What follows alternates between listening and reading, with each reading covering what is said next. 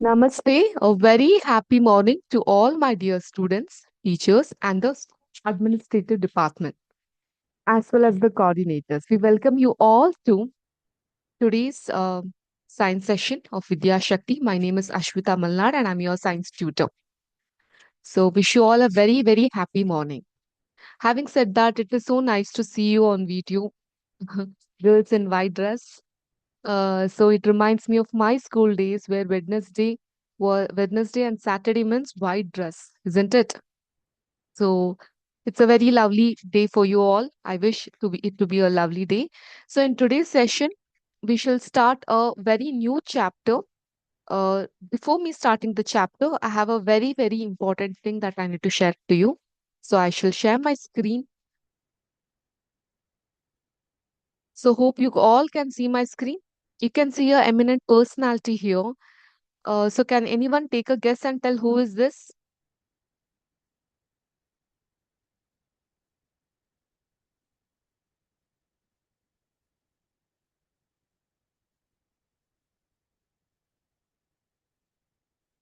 So ಯಾರಿರಬಹುದು ಇವರು? ಹಾ, ದರಾ ಬೇಂದ್ರೆ ಅಂತೂ ಖಂಡಿತ ಅಲ್ಲ.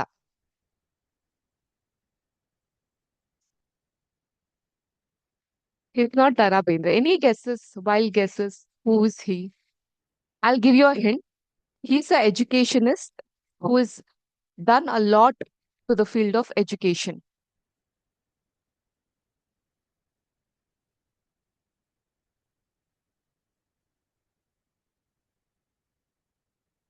ಸೊ ಯಾರಿರಬಹುದು? ಓ, ಬಿ ಆರ್ ಅಂಬೇಡ್ಕರ್ ಅವ್ರ ಟೀಚರಾ? ಖಂಡಿತ ಇಲ್ಲ. ಓಕೆ, ಇವತ್ತು ಕೂಡ ನಾವು ಬಿ ಆರ್ ಅಂಬೇಡ್ಕರ್ನ ನೆನಪಿಸ್ಕೊಬೇಕು ಅಂದ್ರೆ because it is a constitution day today. So ನಮ್ಮ ಭಾರತದ ಸಂವಿಧಾನವನ್ನ ರಚಿಸಿದಂತಹ ದಿನ. ಸೊ ಇವತ್ತಿನ ದಿನದಲ್ಲಿ ನಾವು adoption of constitution by the constituent assembly, ನಮ್ಮ ಕಾನ್ಸ್ಟಿಟ್ಯೂಂಟ್ ಅಸೆಂಬ್ಲಿ ನಮ್ಮ ಕಾನ್ಸ್ಟಿಟ್ಯೂಷನ್ ನ ಅಡಾಪ್ಟ್ ಮಾಡ್ಕೊಂತು ಇನ್ ದ ಇಯರ್ 1949. ಅದರ ಸ್ಮರಣಾರ್ಥ every year on 26th of November we celebrate Constitution Day. I have got many wishes also. Happy Constitution Day anta. Thank you so much. And you must be knowing this. Indian Constitution is considered as the world's best constitution, and we consider Dr. B.R. Ambedkar as widely regarded as the father of Constitution. ಅರ್ಥ ಆಯ್ತಾ? So ಇವತ್ತು ನಾವು ಭಾರತದಲ್ಲಿ ಎಲ್ಲಾರು ಸಮಾನರು ಅನ್ನುವಂತಹ ಮನೋಭಾವನೆಯಲ್ಲಿ ಬದುಕ್ತಾ ಇದೀವಿ ಅಂತ ಹೇಳಿದ್ರೆ ಅದಕ್ಕೆ ಕಾರಣಕರ್ತರಾಗಿರೋರು doctor B R Ambedkar. So ಎಲ್ಲಾರ್ಗೂ ಸಮಾನತೆಯನ್ನ ಹಂಚಿದವರು. ಸೊ ಆದ್ರಿಂದ ಕಾನ್ಸ್ಟಿಟ್ಯೂಷನ್ ಡೇನ ಸೆಲೆಬ್ರೇಟ್ ಮಾಡ್ತೀನಿ. ಸಮಯ ಸಿಕ್ಕಾಗ ನಿಮ್ಮ ಶಾಲಾ ಲೈಬ್ರರಿಗಳಿಗೆ, ಗ್ರಂಥಾಲಯಕ್ಕೆ ಹೋಗಿ ಭಾರತದ ಸಂವಿಧಾನ ಅಂತ ಹೇಳಿದ್ರೇನು, what is Indian constitution, so what are the different clauses we have as a part of civics, social studies ಅಲ್ಲಿ civics ಅನ್ನುವಂಥ ಟಾಪಿಕಲ್ಲಿ you must be learnt about constitution, but in depth ಆಗಿ ಕಲಿತಾ ಹೋಗಿ. If you are interested, in our coming session I shall be teaching you about constitution. ಆಯ್ತಾ? Constitution ಬಗ್ಗೆ ನಮ್ಗೆ ತಿಳಿದಂತಹ ಕಿರು ಮಾಹಿತಿಯನ್ನ ನಿಮ್ಮೊಟ್ಟಿಗೆ ಹಂಚ್ಕೊತೀನಿ. ಸೊ ಅದಕ್ಕಿಂತ ಮುಂಚೆ ಇಲ್ಲಿ ಫೋಟೋದಲ್ಲಿ, ಚಿತ್ರಪಟದಲ್ಲಿ ಕಾಣಿಸ್ತಾ ಇರುವಂತಹ ವ್ಯಕ್ತಿ ಸಂಸ್ಕೃತ ಭಾಷೆಗೆ ಬಹಳಷ್ಟು ಸಾಧನೆಯನ್ನ ಮಾಡಿದಂತಹ ಪಂಡಿತರು, ಸಂಸ್ಕೃತ ಪಂಡಿತರು. His name is ಬೋಪದೇವ್.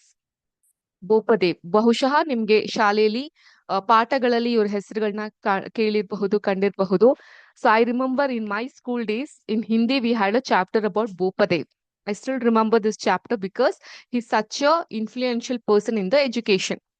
ಸೊ ಬೋಪದೇವ್ರ ಅವರು ಸುಮಾರು ಜನ ಮಕ್ಳಿಗಿರೋ ಪ್ರಾಬ್ಲಮ್, ಓದಕ್ಕೆ ಆಗ್ತಿರ್ಲಿಲ್ಲ, ಕಾನ್ಸಂಟ್ರೇಷನ್ ಪವರ್ ಅನ್ನೋದೇ ಇರ್ತಿರ್ಲಿಲ್ಲ. ಯಾವಾಗ್ಲೂ ಸ್ಕೂಲಲ್ಲಿ ಲಾಸ್ಟ್ ಬರೋರು, ಎಲ್ಲಾರ ಹತ್ರ ಬೈಸ್ಕೊಳೋರು, ಸ್ಕೂಲಲ್ಲಿ ಬೈಸ್ಕೊಳೋರು, ಮನೇಲಿ ಬೈಸ್ಕೊಳೋರು, ಫ್ರೆಂಡ್ಸ್ ಹತ್ರ ಬೈಸ್ಕೊಳೋರು. ಏನ್ ಇವ್ನ್ ಇಷ್ಟು ಪೆದ್ದ ದಡ್ಡ, IQ ಲೆವೆಲೇ ಇಲ್ವಲ್ಲ ಇವ್ನ್ಗೆ ಅಂತ ಅನ್ಕೊಳೋರು.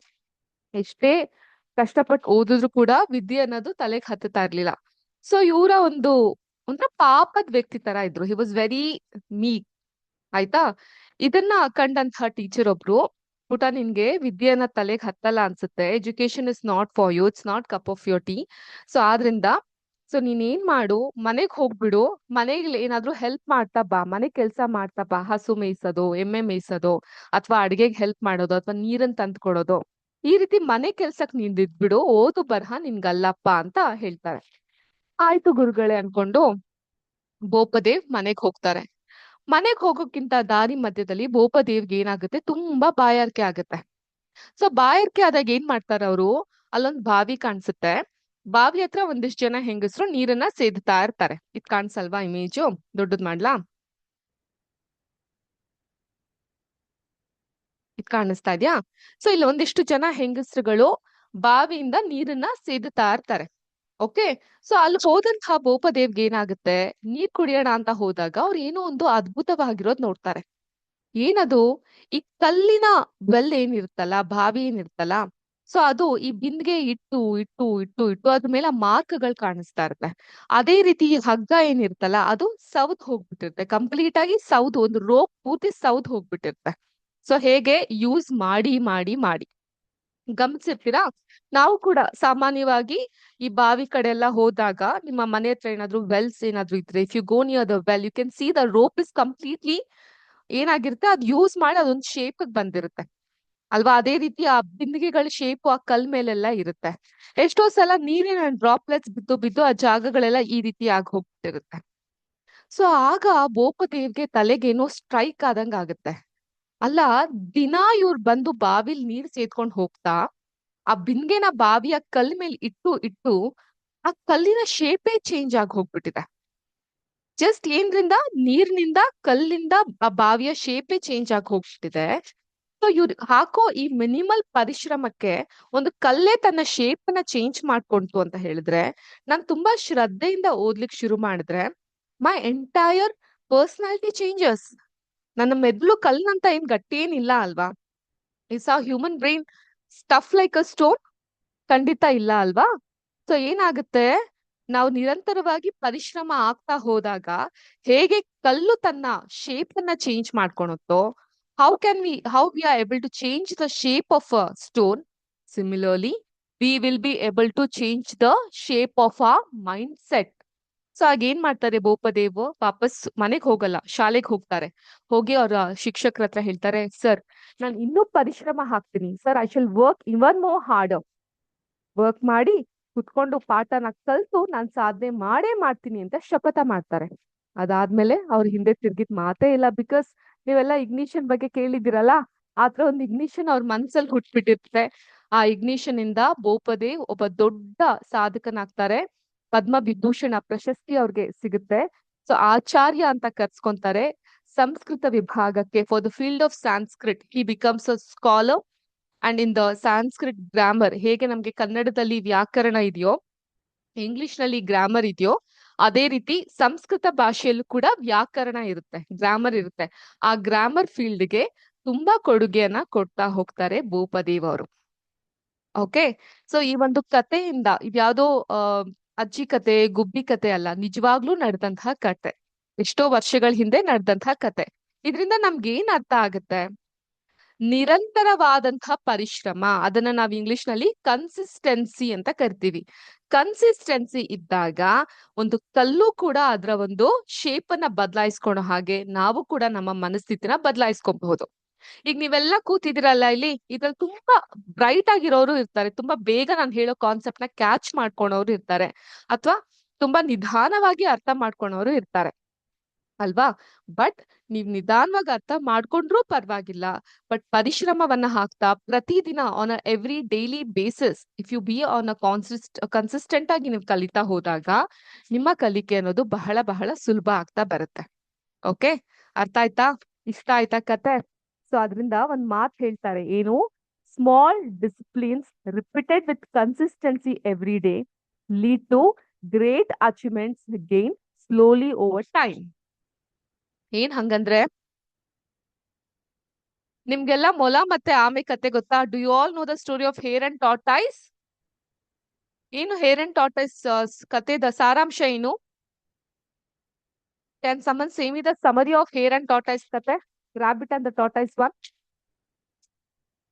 ಒಂದ್ ಫೇಮಸ್ ಲೈನ್ ಇದೆಯಲ್ಲ, ಏನದು ಆ ಕಥೆಲಿ? Take a guess. In that particular in that particular story there is a very famous line, the moral of the story. What is that?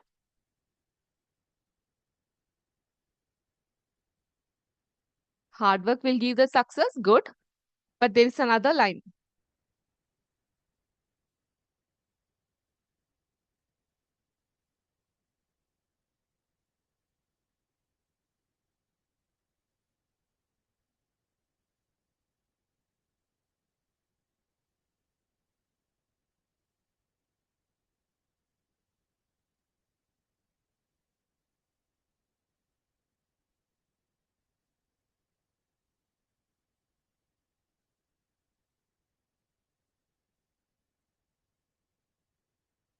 Ma'am steady spelling ತಪ್ಪಿದೆ ಅನ್ಬೇಡಿ, this is the spelling of study.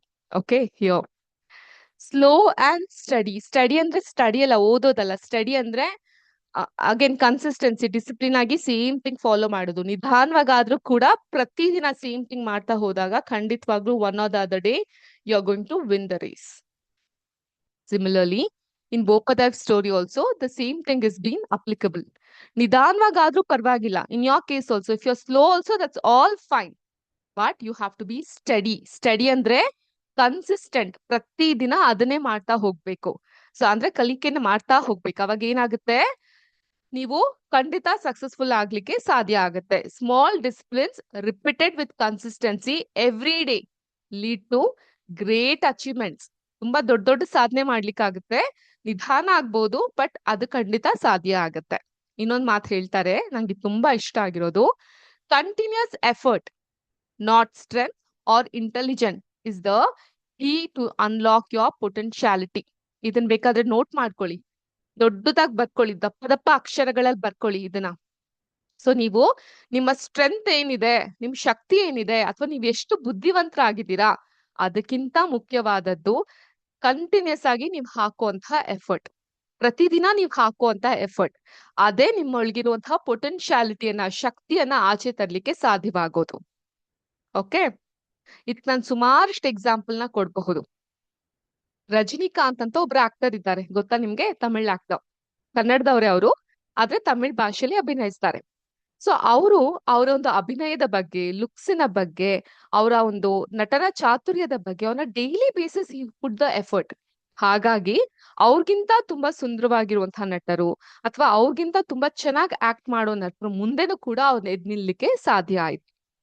SP Balasubrahmanyam, ಅವ್ರ ಕಂಠ ಕೇಳಿದ ತಕ್ಷಣ, ಅವ್ರ ಒಂದು ಹಾಡೋದನ್ನ ಕೇಳಿದ ತಕ್ಷಣ, ವಾವ್ ಏನ್ ಚೆನ್ನಾಗಿ ಹಾಡ್ತಾರಪ್ಪ. ಸೋನು ನಿಗಮ್, ರಾಜೇಶ್ ಕೃಷ್ಣನ್, ಶ್ರೇಯಾ ಘೋಷಾಲ್, ಏನ್ ಚೆನ್ನಾಗಿದೆ ಧ್ವನಿ ಅಂತ ನೀವ್ ಅನ್ಕೊಬಹುದು. ಆದ್ರೆ ಅವ್ರುಗಳು ಅವ್ರ ಸಾಯೋವರೆಗೂ ಕೂಡ, till their last breath, they are suppose to practise. ಈಗ್ಲೂ ಸಹ ಅವರು ಪ್ರಾಕ್ಟೀಸ್ ನ ಮಾಡ್ಲೇಬೇಕಾಗತ್ತೆ. ದೊಡ್ಡ ದೊಡ್ಡ ಆಕ್ಟರ್ಸ್ಗಳು ಅಲ್ವಾ, ಅವ್ರು ನೋಡಿದಾಗ ಏನ್ ಎಷ್ಟ್ ಚೆನ್ನಾಗಿದಾರಪ್ಪ, ಎಷ್ಟ್ ಚೆನ್ನಾಗಿದೆ ಇವ್ರ ಪರ್ಸನಾಲಿಟಿ. ಬಟ್ ಆ ಚೆನ್ನಾಗಿರೋ ಪರ್ಸನಾಲಿಟಿನ ಅವ್ರು ಇಟ್ಕೊಳ್ಬೇಕು ಅಂತ ಹೇಳಿದ್ರೆ, ಅಷ್ಟೇ ಚೆನ್ನಾಗಿರುವಂತಹ ಫುಡ್ ಡಯಟ್ ನ ಅವ್ರು ಮಾಡ್ಬೇಕಾಗತ್ತೆ. ಜಂಕ್ ಫುಡ್ಸ್ ನ ತಿನ್ಬಾರ್ದಾಗತ್ತೆ. ಎಕ್ಸರ್ಸೈಸ್ ನ ಮಾಡ್ಬೇಕಾಗತ್ತೆ. ಜಿಮ್ ಅಲ್ಲಿ ವರ್ಕೌಟ್ ಮಾಡ್ಬೇಕಾಗತ್ತೆ, ಅಲ್ವಾ?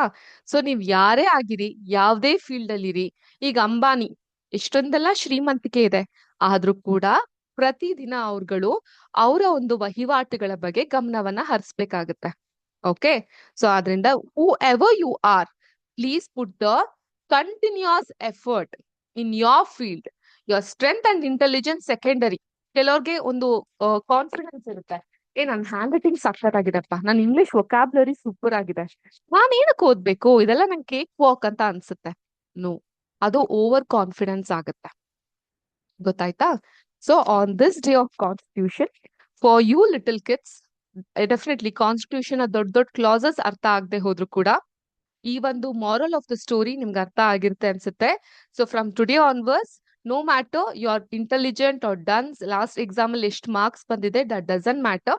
ಇವತ್ತಿನಿಂದ ನಿಮ್ಮ ಗೆಲುವಿನ ಕಡೆಗೆ, ನಿಮ್ಮ ಓದಿನ ಕಡೆಗೆ ಪ್ರಾಮಾಣಿಕವಾದಂತಹ ಪ್ರಯತ್ನವನ್ನ ಮಾಡಿ. Okay, B truthful at least for your self, for your conscience. Having said that, we will get into our chapter. Hope you understood and love the story. ಇಷ್ಟ ಆಯ್ತಾ ನಿಮ್ಮೆಲ್ಲರಿಗೂ? Thank you, students.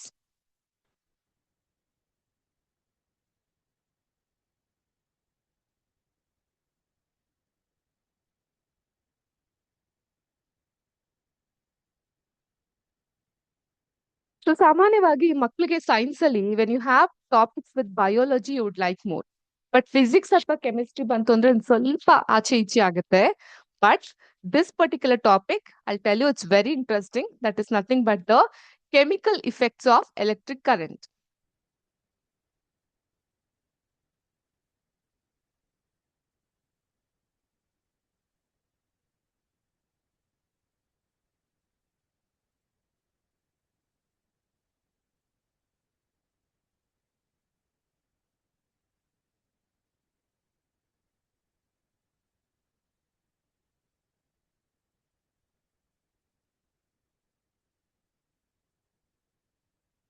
ನಿಮ್ಮಲ್ಲಿ ಯಾರಾದ್ರೂ ಕರೆಂಟ್ ಹೊಡ್ಸ್ಕೊಂಡಿದ್ದೀರಾ?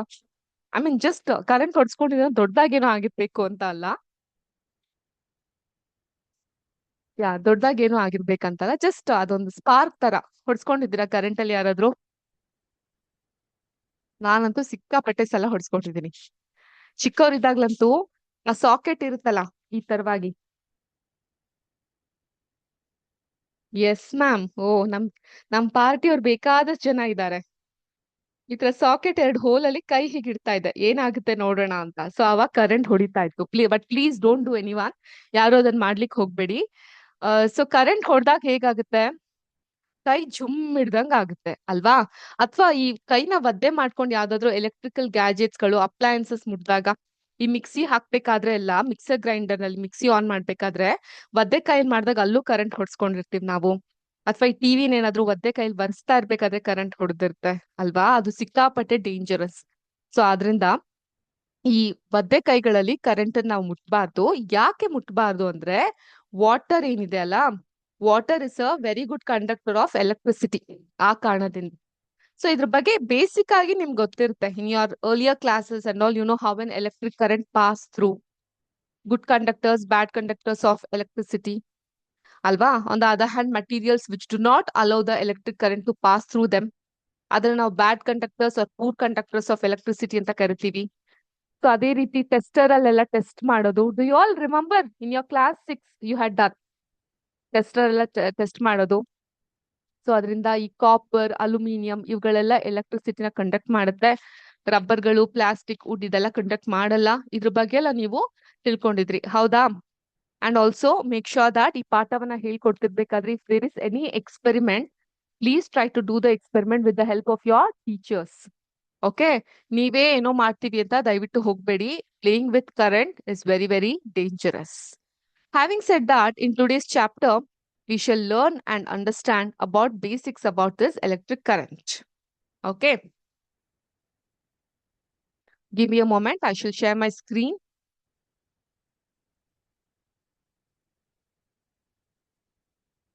ಕಾಣಿಸ್ತಾ ಇದೆಯಾ? Can you all read it out louder for me? What are this? I have just taken out 5 example of electrical conductors. Okay. ಏನಿದು? Silver, gold, copper, steel, sea water. Okay. So these are all good conductor. Sea water. Sea water ಇಂದ current ಉತ್ಪಾದನೆ ಆಗುತ್ತೆ. ಗೊತ್ತಿದ್ಯಾ ನಿಮ್ಗೆ?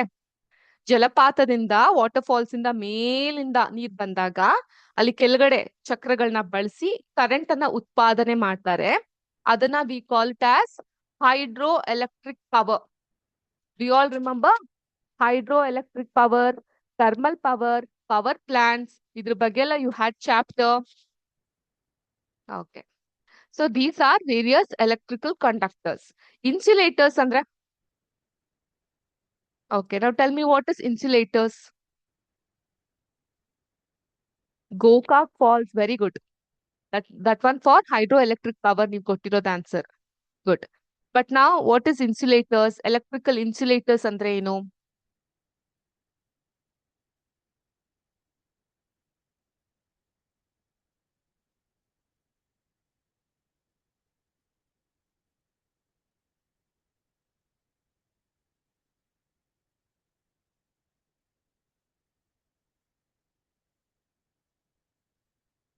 Anjutagi school. Plastic is a good example. But insulators andre ಹೇಗೆ ಇದು conductors ಆಗುತ್ತೋ ಅದ್ರ opposite ಇದು. ಓಕೆ. ಸೊ ಇದು ಬಂದು ಬ್ಯಾಡ್ ಕಂಡಕ್ಟರ್ಸ್ ಅಥವಾ ಪೂರ್ ಕಂಡಕ್ಟರ್ಸ್ ಆಗುತ್ತೆ. ಅದಕ್ಕೆ ಎಕ್ಸಾಂಪಲ್ ಬಂದು ರಬ್ಬರ್. ರಬ್ಬರ್ ಅಲ್ಲಿ ಕರೆಂಟ್ ಪಾಸ್ ಆಗಲ್ಲ. Glass, oil. ಯಾವ oil? Vegetable oil, cooking oil. Diamond ಅಲ್ಲೂ ಸಹ ಕರೆಂಟ್ ಪಾಸ್ ಆಗಲ್ಲ. Wood, dry wood. ಸೊ ಅದರಲ್ಲೂ ಸಹ ಕರೆಂಟ್ ಪಾಸ್ ಆಗಲ್ಲ. So these are the example of bad conductors of electricity. Children, if you are noting down, I can wait for you. Okay. Rubber, glass, oil, diamond, dry wood. ಇದು bad conductors of electricity ಅಥವಾ electrical insulators. I'll give you time. Please note down.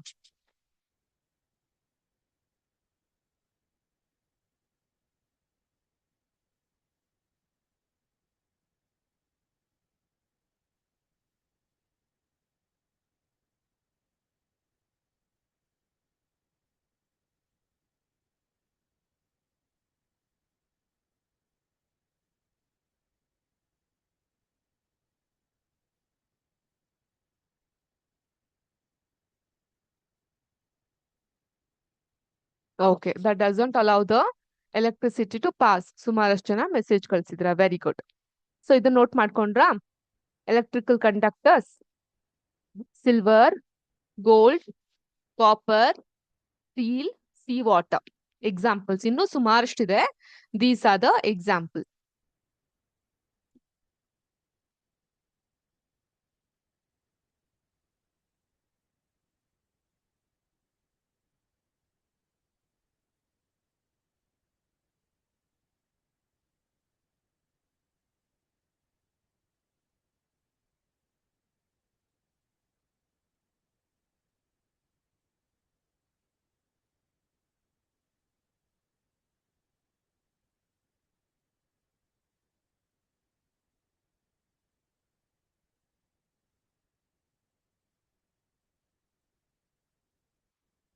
Note ಮಾಡ್ಕೊಂಡ್ರ ಮಕ್ಳೇ? Can I move ahead? Okay, good. So this was about ಕೆಲವೊಂದು good conductors and bad conductors of electricity. And ನೀವು tester ನ ಬಳಸ್ಕೊಂಡು ಯಾವ ರೀತಿ ಎಲೆಕ್ಟ್ರಿಸಿಟಿನ generate ಮಾಡಬಹುದು ಅನ್ನೋದನ್ನ ಕೂಡ, ಅಂದ್ರೆ ಟೆಸ್ಟರ್ ನಿಂದ ಹೇಗೆ ಎಲೆಕ್ಟ್ರಿಸಿಟಿ ಇದೆಯಾ ಇಲ್ವಾ ಅಂತ ಕೂಡ ಕಂಡುಹಿಡಿಬಹುದು. So if I'll have to show it over a image, ಸಾಮಾನ್ಯವಾಗಿ ನಿಮ್ಮ ಹಾಸ್ಟೆಲ್ಗಳಲ್ಲಿ ಕೂಡ ಕರೆಂಟ್ ಇಲ್ಲ ಅಂತ ಹೇಳಿದ್ರೆ ನಿಮ್ಮ ಕೇರ್ ಟೇಕರ್ ವಾರ್ಡನ್ಸ್ ಗಳು ಈ ರೀತಿಯ ಟೆಸ್ಟರ್ ನ ಬಳಸ್ಬಿಟ್ಟು ಸ್ವಿಚಸ್ ಗಳನ್ನ ಚೆಕ್ ಮಾಡೋದನ್ನ ನೀವು ಗಮನಿಸಿರಬಹುದು, ಅಬ್ಸರ್ವ್ ಮಾಡಿರಬಹುದಲ್ವಾ? ಈ ರೀತಿ ಟೆಸ್ಟರ್ ಗಳನ್ನೆಲ್ಲ ಇಟ್ಟು ಸ್ವಿಚ್ ಗಳನ್ನ ಚೆಕ್ ಮಾಡ್ತಿರ್ತಾರೆ, ಕರೆಂಟ್ ಇದೆಯಾ ಇಲ್ವಾ ಅಂತ ಚೆಕ್ ಮಾಡ್ತಿರ್ತಾರೆ. ಅಂಡ್ ಈ ತರ ಚೆಕ್ ಮಾಡಕ್ಕೆ ಸುಮಾರಷ್ಟು ಸಾಧನಗಳಿರುತ್ತೆ. ಈ ರೀತಿ ಟೆಸ್ಟರ್ಸ್ ಗಳಿರುತ್ತೆ, ಬ್ಯಾಟ್ರೀಸ್ ಗಳಿರುತ್ತೆ, ಮೀಟರ್ಸ್ ಗಳಿರುತ್ತೆ. ಸೊ ಈ ರೀತಿಯಾಗಿ ಕೂಡ ಚೆಕ್ ಮಾಡ್ಲಿಕ್ಕೆ ಸಾಧ್ಯ ಆಗುತ್ತೆ. ಓಕೆ, ಸೊ ಇವಾಗ ನಂಗೊಂದು ಪ್ರಶ್ನೆಗೆ ಉತ್ತರ ಕೊಡಿ. ಲಿಕ್ವಿಡ್ ಅಲ್ಲೂ ಕೂಡ ಕರೆಂಟ್ ಪಾಸ್ ಆಗುತ್ತಾ?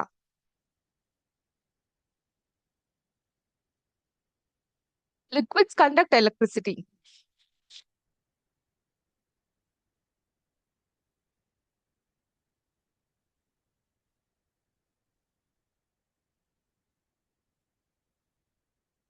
S, no? Yes ma'am. Okay, why so? ಹೇಗ್ ಹೇಳ್ತೀರಾ ಮ್ಯಾಮ್? ನೀವೇ ಹೇಳಿದ್ರಲ್ಲ, ಸಿ ವಾಟರ್ ಎಲೆಕ್ಟ್ರಿಕ್ ಇದಾಗುತ್ತೆ, ಹೈಡ್ರೋ ಎಲೆಕ್ಟ್ರಿಕ್ ಪವರ್ ಅಂತೆಲ್ಲ ಹೇಳಿದ್ರಲ್ಲ ಅಂತ ನೀವು ಹೇಳ್ತಿರ್ಬಹುದು. ಎಕ್ಸಾಕ್ಟ್ಲಿ, ಲಿಕ್ವಿಡ್ ಅಲ್ಲೂ ಕೂಡ ಎಲೆಕ್ಟ್ರಿಸಿಟಿ ಪಾಸ್ ಆಗುತ್ತೆ, ದೇ ಕಂಡಕ್ಟ್ ದ ಎಲೆಕ್ಟ್ರಿಸಿಟಿ. ಯಾಕೆ ಅಂತ ಹೇಳಿದ್ರೆ this liquid contains dissolved ions.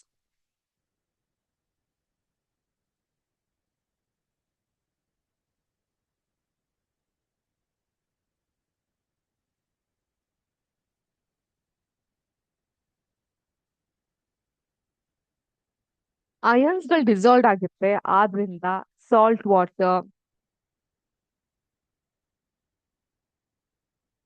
Tap water, lemon juice, vinegar to some extent.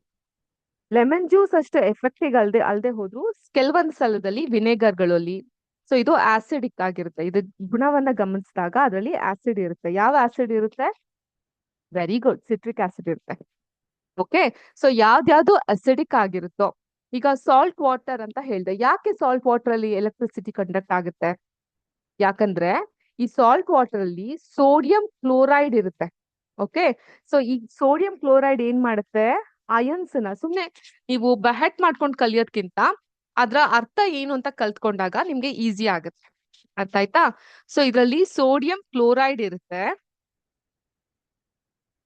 The salt water consists of sodium chloride, and the sodium chloride, when it is dissolved in the water, it releases ions. Okay, so ಆದ್ರಿಂದ this become ಏನಾಗುತ್ತೆ?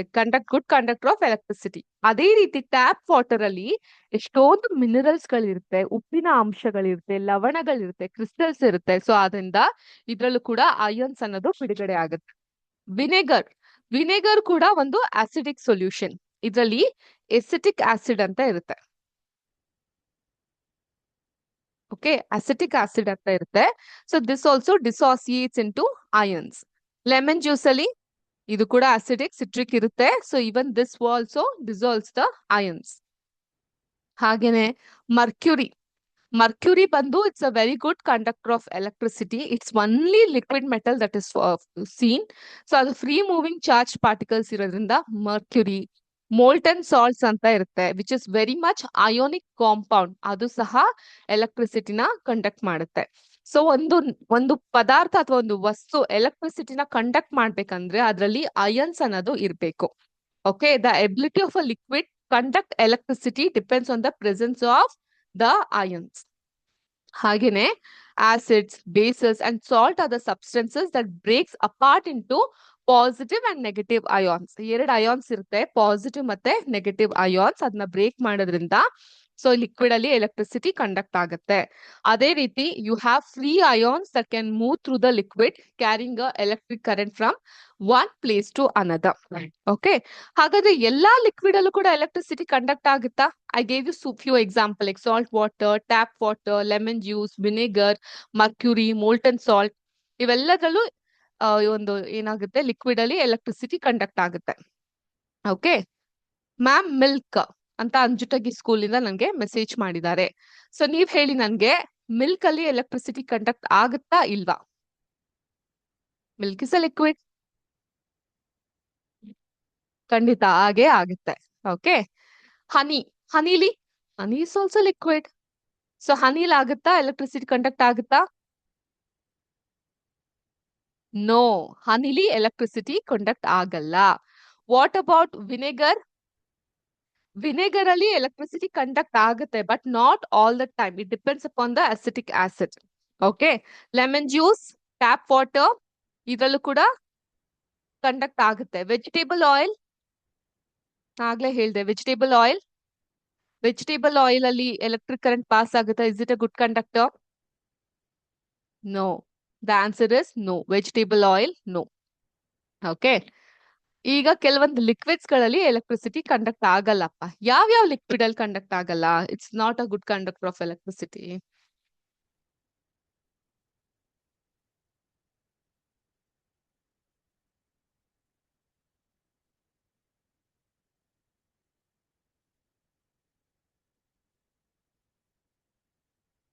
Distilled water.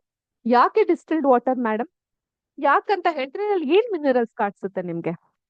ಬಹಳ ಕಮ್ಮಿ ions ಇರುತ್ತೆ, ತುಂಬಾ ಕಮ್ಮಿ ions ಇರುತ್ತೆ. So it is a poor conductor. ಅದೇ ರೀತಿ ಶುಗರ್ ಸೊಲ್ಯೂಷನ್. ನಾ ಆಗ್ಲೇ ಹನಿನ I told honey is a bad conductor of electricity. ಹನಿಲಿ ಏನಿರುತ್ತೆ? ದಪ್ಪವಾದಂತಹ ಲಿಕ್ವಿಡ್, ಥಿಕ್ ಲಿಕ್ವಿಡ್ಸ್ ಅದೆಲ್ಲ ಅಲ್ವಾ? ಸೊ ಆದ್ರಿಂದ ಅದ್ರಲ್ಲೂ ಕೂಡ ಶುಗರ್ ಇರುತ್ತೆ. Sugar does not break down into ions when dissolve. So the solution does not contain electricity. Okay, ಅದೇ ಸಾಲ್ಟ್ ಸೊಲ್ಯೂಷನ್ ಅಂದ್ರೆ, ಸಾಲ್ಟ್ ಸೊಲ್ಯೂಷನ್ ಶುಗರ್ ಅಲ್ಲಿ ನೋ, ಸಾಲ್ಟ್ ಅಲ್ಲಿ is it a good or bad conductor? Good or bad? Yes, salt ಅಲ್ಲಿ ions break down ಆಗುತ್ತೆ. So salt is a good conductor. ಮಕ್ಕಳೇ, ವ್ಯತ್ಯಾಸಗಳು ಅರ್ಥ ಆಗ್ತಾ ಇದೆಯಲ್ಲ? ಯಾವ್ದು ಅಯನ್ಸ್ ಆಗಿ ಬ್ರೇಕ್ ಆಗುತ್ತೆ, that one we call it as good conductor. Which does not break, we call it as bad conductor. So thick liquids ಗಳು ಏನಿರುತ್ತೆ, ಶುಗರ್ ಸೊಲ್ಯೂಷನ್, ಹನಿ, ಇವೆಲ್ಲದಲ್ಲೂ ಕೂಡ ಅಯನ್ಸ್ ಬ್ರೇಕ್ ಡೌನ್ ಆಗಲ್ಲ. ಸೊ ಆದ್ರಿಂದ that becomes the bad conductor. Got it? Then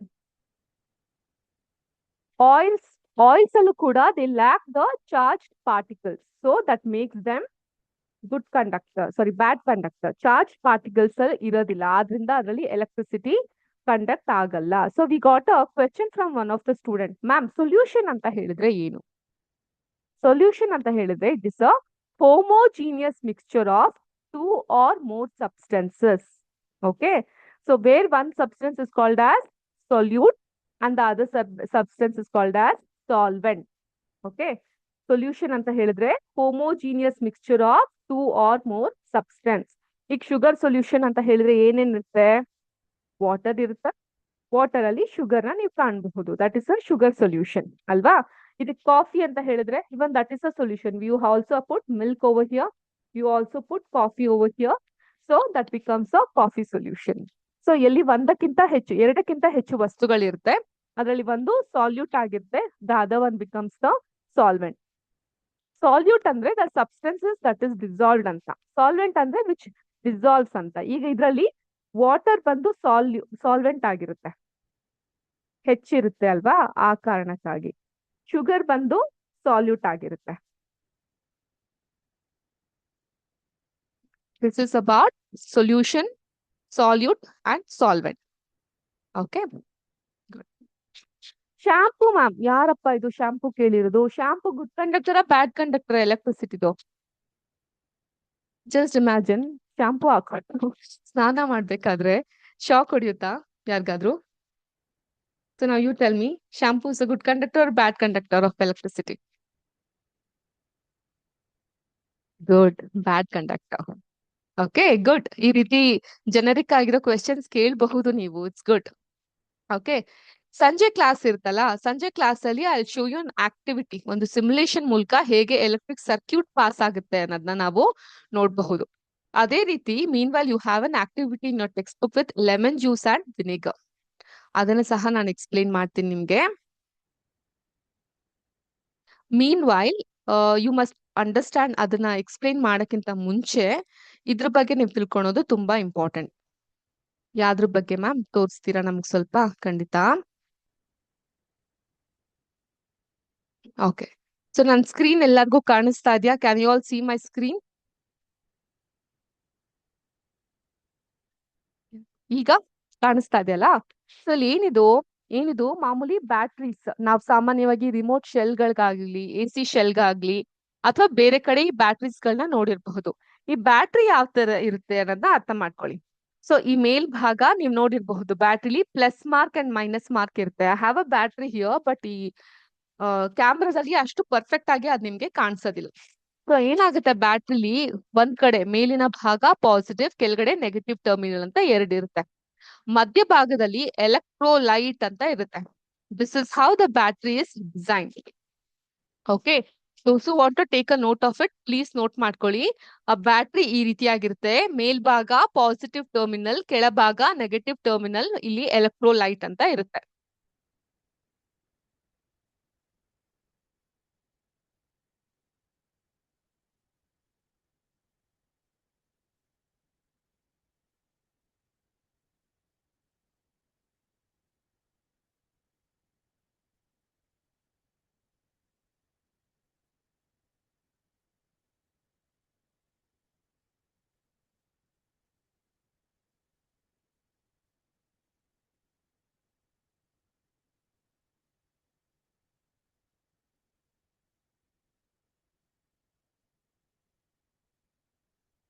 ಹೋಗ್ತೀನಿ, ನಿಮ್ಗೆ ಇದ್ರಲ್ಲಿ ಯಾವ್ದಾದ್ರು ಪಾಯಿಂಟ್ ಇಂಪಾರ್ಟೆಂಟ್ ಅನ್ಸಿದ್ರೆ ನೋಟ್ ಮಾಡ್ಕೊಬಹುದು.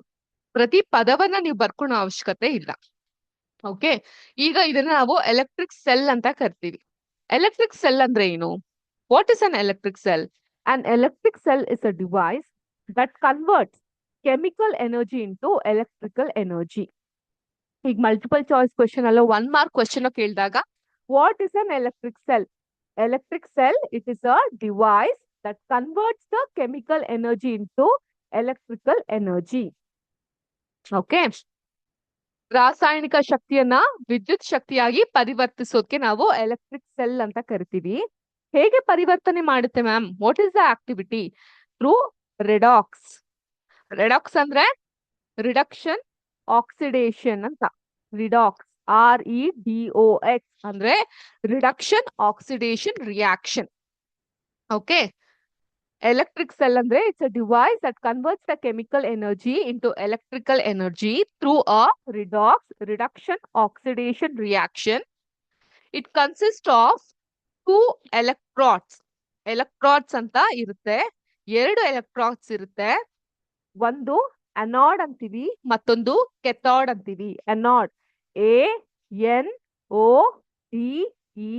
anode and cathode, CATHODE. Okay, submerged in an electrolyte creating a potential difference. Between a positive and negative terminals. ಇಲ್ಲಿವರೆಗೂ note ಮಾಡ್ಕೊಳ್ಳಿ, ಮಿಕ್ಕಿದನ್ನ ಸಂಜೆ ಬರೆಸ್ತೀನಿ ಆಯ್ತಾ. ಇನ್ನೊಮ್ಮೆ ಹೇಳ್ತೀನಿ, for those who have not return, an electric cell. Okay, students, an electric cell is a device that consists that converts. An electric cell is a device that converts chemical energy into electrical energy through a redox. Redox andre reduction oxidation reaction. Okay, it consists of two electrodes, electrodes, electrodes, anode and cathode, submerged in a electrolyte, submerged in a electrolyte, creating potential difference, which means voltage between the positive and negative terminals. Okay, ಮತ್ತಷ್ಟು ಇದ್ರ ಬಗ್ಗೆ cathode ಅಂದ್ರೆ ಏನು, ಅನೋಡ್ ಅಂದ್ರೆ ಏನು, electrolytes ಅಂದ್ರೆ ಏನು, electrodes ಅಂದ್ರೆ ಏನು, we shall discuss it in the evening class. Okay, I wish you a very happy day. Those who have not written, I shall share it again in the evening class. Okay, thank you so much. Thank you, students. Have a good day.